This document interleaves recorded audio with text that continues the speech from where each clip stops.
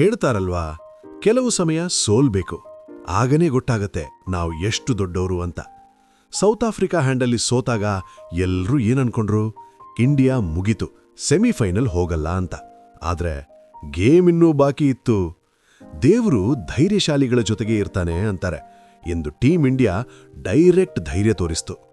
ಮೊದಲಿಗೆ ಒಂದು thanks south ಆಫ್ರಿಕಾಗೆ. West Indies ಅನ್ನು ಹೊಡೆದು ನಮ್ಮ ಟೆನ್ಷನ್ ಕಡಿಮೆ ಮಾಡಿದ್ರು. ಮತ್ತೆ ಉಳಿದ ಕೆಲಸ ನಮ್ಮ ಹುಡುಗರು ಕ್ಲೀನಾಗಿ ಫಿನಿಶ್ ಮಾಡಿದ್ರು. 256 ರನ್ ಹೊಡೆದ್ವಿ. ಜಿಂಬಾಬ್ವೆ 184ಕ್ಕೆ ಆಲ್ಔಟ್, 72 ರನ್ ಗ್ಯಾಪ್. ಬೆನೆಟ್ಗೆ ಸ್ವಲ್ಪ ಪಾಪ ಅನ್ಸುತ್ತೆ, 97 ಹೊಡೆದ್ರು, ಒಬ್ಬನೇ ಫೈಟ್ ಮಾಡಿದ್ರು. ಆದರೆ ಕ್ರಿಕೆಟ್ ಒಬ್ಬರೇ ಗೇಮಲ್ಲ, ಟೀಮ್ ಗೇಮ್. ಮತ್ತೆ ಅಲ್ಲಿ ಕೆಲವರು ಟಿವಿ ಒಡೆಯೋದು, ಮೀಮ್ಸ್ ಹಾಕೋದು, ಖುಷಿ ಪಡೋದು ಮಾಡ್ತಿದ್ರಲ್ವಾ. ಇವತ್ತು ಸೈಲೆಂಟ್ ಮೋಡ್ ಆನ್ ಆಗಿದೆ. ಕುದ್ರತ್ ಕಾ ನಿಜಾಮ್ ಅಂತ ಜಾಸ್ತಿ ಡೈಲಾಗ್ ಹೊಡೆದ್ರು. ಇವತ್ತು ನಿಜಾಮ್ ರೀಸೆಟ್ ಆಯ್ತು. ಈಗ situation clear. India West Indies ಅನ್ನು ಹೊಡೆದ್ರೆ ಸೆಮಿಫೈನಲ್ ಸೆಟ್. ಇಂಡೀಸ್ ಗೆದ್ರೆ ಅವ್ರು ಹೋಗ್ತಾರೆ. ಮ್ಯಾಚ್ ಕ್ಯಾನ್ಸಲ್ ಆದ್ರೆ ನೆಟ್ ರನ್ ರೇಟ್ ಗೇಮ್ ಶುರು.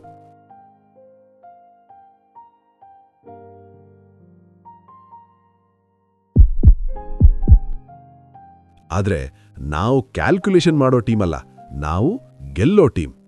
ಇವತ್ತು ಟೀಮ್ ಚೇಂಜ್ ಮಾಡಿದ್ರು. ಸಂಜು ಸ್ಯಾಮ್ಸನ್ ಮೇಲೆ ಕಳಿಸಿದ್ರು, ತಿಲಕ್ ಕೆಳಗೆ. ಸ್ವಲ್ಪ ಈಗೋ ಹಿಟ್ ಆಯ್ತು ಅನಿಸ್ತು, ಆದ್ರೆ result perfect move. Sanju 15 ball 24, ಸಣ್ಣ ಇನ್ನಿಂಗ್ಸ್, ಆದ್ರೆ ಇಂಪ್ಯಾಕ್ಟ್ ದೊಡ್ಡದು. ಅಭಿಷೇಕ್ ಶರ್ಮಾನ ಫುಲ್ ಪವರ್ ಮೋಡ್, 30 ಬಾಲ್ 55. ಬೌಲರ್ಗಳು ಲೈನ್ ಹುಡುಕ್ತಿದ್ರೆ ಅವರು ಬೌಂಡ್ರಿ ಹುಡುಕ್ತಿದ್ರು. ಇಶಾನ್ 3ನೇ ನಂಬರ್, ಟೀಮ್ಗೆ ಬೇಕಾದ್ದನ್ನೇ ಮಾಡಿದ್ರು.